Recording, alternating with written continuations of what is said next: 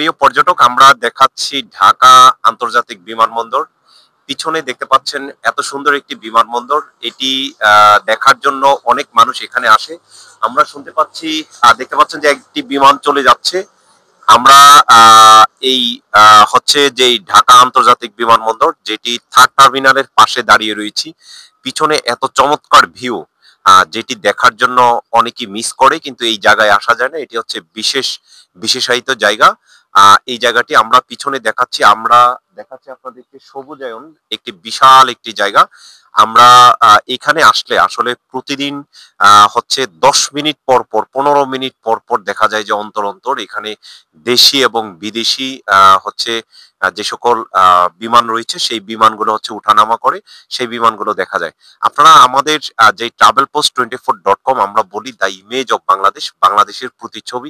এভাবে আমরা বিভিন্ন সময় হচ্ছে বাংলাদেশের প্রতিচ্ছবি হিসাবে বাংলাদেশের বিভিন্ন ভিউজ দেখে থাকি। আমরা পর্যটন উন্নয়ন এবং হচ্ছে পর্যটনের সমস্যা এবং পর্যটনের সমাধান সহ বাংলাদেশের বিভিন্ন শিক্ষা, সংস্কৃতি, বিনোদন, স্বাস্থ্য সব নিয়ে আমরা কথা বলি travelpost24.com। আমরা পিছনের যেই এয়ারপোর্টটি বলেছিলাম, যে এয়ারপোর্টটি বাংলাদেশের প্রথম terminal, first terminal, second terminal এবং থার্ড টার্মিনাল, সেটি। এবং আমরা দেখতে পাচ্ছি আরেকটি বিমান উড্ডয়ন করছে, আপনারা দেখতে পাচ্ছেন সেই বিমানটি। এই বিমান দেখানোর জন্যই কিন্তু আমরা আসলে এখানে চলে এসেছি। বিশাল বড় একটি বিমান, হয়তো একটি আরব আমিরাত বা এই ধরনের বিমান হতে পারে। সেই বিমানটি উড়ে যাচ্ছে, আপনারা দেখতে পাচ্ছেন। আসলে এই বিমান দেখার মজাই আলাদা। আমরা প্রত্যেক জায়গায় দেখি যে অনেকের বাড়ির ছাদের উপরে বিমান দেখার জন্য অপেক্ষা করছে। আপনারা দেখতে পাচ্ছেন বিমানটি চলে যাচ্ছে। এটি ইউএস বাংলার বিমান, লেখাটা দেখা যাচ্ছে ইউএস বাংলা বিমান, আমরা সেটি দেখতে পাচ্ছি।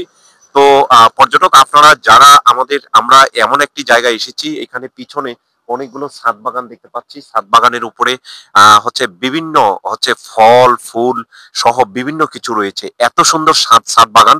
আমরা দেখতে পাচ্ছি এখন আমের মৌসুম চলছে, আম ধরছে এবং হচ্ছে পেয়ারা এবং হচ্ছে ফুল এবং বিভিন্ন কিছু আমরা দেখতে পাচ্ছি ছাদ বাগানের উপরে। এত ছাদ বাগান এখানে, প্রত্যেকটি বাসার উপরে যেন একটি ছাদ বাগান। আমরা এখানে একটি লেক দেখতে পাচ্ছি এখানে, এবং পাশে দেখতে পাচ্ছি যে গালফ ক্লাব। সেই গালফ ক্লাবে হচ্ছে এখানে যারা আর্মি রয়েছে বা সেনাবাহিনী কর্মকর্তার যারা রয়েছে, তারাই সেখানে খেলাধুলা করে। এবং এই জায়গাটিতে আমরা গালফ ক্লাবের অনেক মানুষ দেখি যে প্রতিদিন সকাল সন্ধ্যা এখানে হচ্ছে দেশি বিদেশি পর্যটক যারা আসে বা ভ্রমণকারী ব্যবসায়ী যারা আসে, তারা আসে এখানে খেলাধুলা করে। এবং পিছনে যদি আমরা দেখি, আপনারা দেখতে পাচ্ছেন ছাদ বাগানগুলো অবশ্যই দেখা যাচ্ছে পিছনে। এবং Dhaka elevated express, Dhaka elevated express, সেই এলিভেটেড এক্সপ্রেসটি দেখতে পাচ্ছি এখানে গাড়ি আসা যাওয়া করছে। এটি কুড়িল বিশ্ব রোড, আমরা যদি পিছনে বলি এটি কুড়িল বিশ্ব রোড।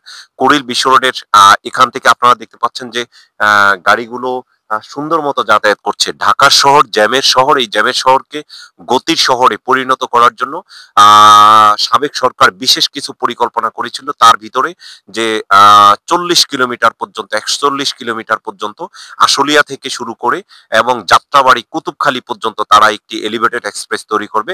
তার মধ্যবর্তী জায়গা যেটি হচ্ছে কারণ বাজার থেকে শুরু করে একেবারেই এয়ারপোর্ট পর্যন্ত, বিমানবন্দর পর্যন্ত তারা এলিভেটেড এক্সপ্রেস শুরু করেছে। আমরা যদি একটু দেখাই তাহলে আমাদের পিছনে আরেকটু দেখাতে পারবো। এই কুড়িল বিশ্ব রোড হচ্ছে বাংলাদেশের একটি বিশ্বমানের একটি ইন্টারসেকশন। সেখানে হচ্ছে বিভিন্ন গাড়ি ট্রেন তারা হচ্ছে যাতায়াত করে এবং এখানে প্রচুর মানুষ যাতায়াত করে। কয়েকটি জায়গার, এখান থেকে পূর্বাচল যাওয়া যায়, এখান থেকে নারায়ণগঞ্জ যাওয়া যায়, নরসিংদী যাওয়া যায় এবং হচ্ছে চট্টগ্রাম, সিলেট, বিভিন্ন জায়গা হচ্ছে এখান থেকে যাওয়া যায়। সেই গাড়িগুলো প্রায় 1 কিলোমিটার জায়গা জুড়ে ইন্টারসেকশনটি রয়েছে।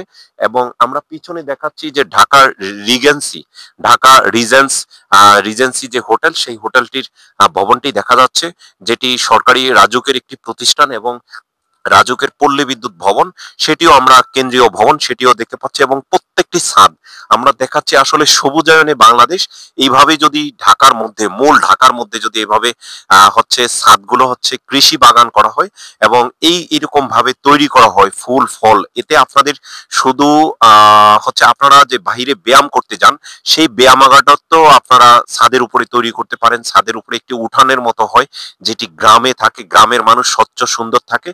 সেইভাবে আপনারা এই ছাদে বাগান করতে পারেন, ছাদে ছোট্ট একটি ঘর করতে পারেন, ছাদে বিভিন্ন ফুল ফল লাগাতে পারেন। তাতে আপনাদের মন পরিষ্কার থাকবে, মন ভালো লাগবে। আপনাদের পরিবার পরিজন নিয়ে আপনারা এখান থেকেই একটি ছাদ বাগান তৈরি করে আপনারা ভালো থাকতে পারবেন। তো পর্যটক আপনারা আমাদের যে travelpost24.com সেই পেজে লাইক, শেয়ার, কমেন্টস করবেন, সাবস্ক্রাইব করবেন। আমরা আসলে বিভিন্ন সময় এরকম পর্যটনের ভিডিও করে থাকি। সেই হিসাবে আমরা আপনাদের সাথে থাকবো, আপনারা আমাদের সাথে থাকবেন, সে আশা প্রত্যাশা করে বিদায় নিচ্ছি। মুসলিউদ্দিন তরুণ, travelpost24.com, নিকুঞ্জ, ঢাকা। ধন্যবাদ সকলকে।